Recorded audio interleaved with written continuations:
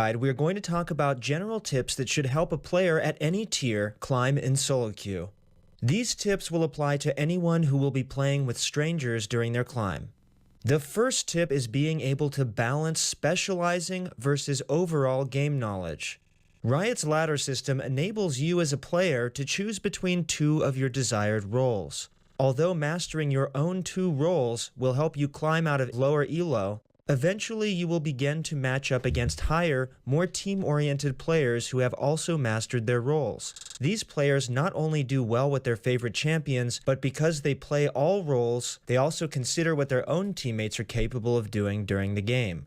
This overall game knowledge is the difference between a mage player knowing when to peel for their ADC or knowing when to focus on bursting the enemy backline.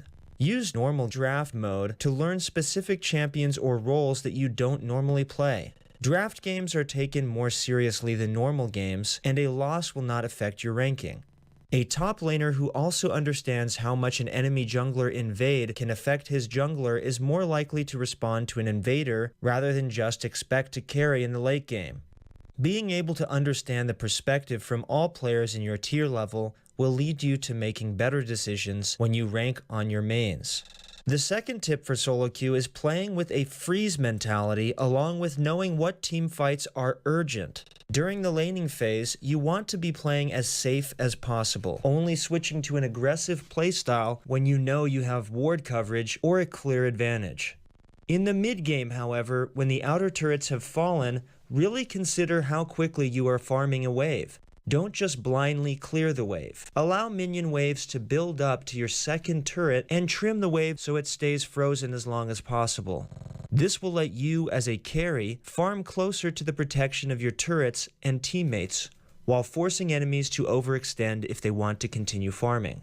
With this in mind, now you also need to understand what fights are urgent. Urgent fights require you to clear any wave as soon as possible and group for a team fight. These moments of urgency are when you are defending inhibitors, 1 minute before a Baron spawn, 1 minute before a Dragon spawn, defending against team pushes, or grouping for a team push. The third solo queue tip to consider is using pink wards effectively. Pink wards are not just for keeping your own lane safe. If you are clearly dominating your lane, consider dropping a pink ward in the enemy jungle early on in the game. Junglers are typically distracted early game and are less likely to notice a long-lasting pink ward in their own jungle. If they don't notice it, this will give you constant information to your own team during the laning phase. Also, simply because you have a pink ward down doesn't mean that you can't have one in your inventory. The inventory pink ward can be used when you notice your own jungler start moving toward your side of the map. Dropping that pink ward and pinging it will provide a huge incentive for your jungler to come gank in that lane. An upgraded yellow trinket and an inventory pink ward can be worth much more than just a sweeper trinket during the laning phase.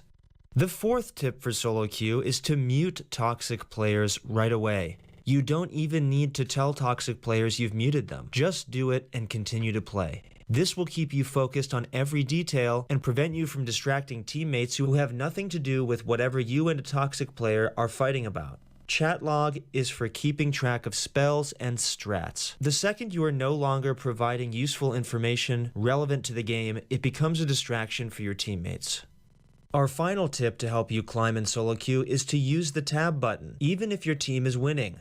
Just because your team is doing well doesn't necessarily mean you are doing well. Oftentimes, players see a higher team and turret kill count on their side and assume the game is over. They play way more aggressively thinking that they can assassinate or initiate a fight when the players who are actually strong might not even be near enough to respond to that fight. A thrown 1-for-1 trade is not worth a possible team ace that could have been baited at an objective.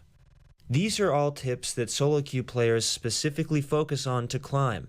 Finally, remember the only objective that you care about is the Nexus. Having the most kills in the game, having the most dragons, or dying the least doesn't necessarily mean you'll win the game. Cooperation with your team is the best way to reach the only objective that actually generates you league points, the Nexus.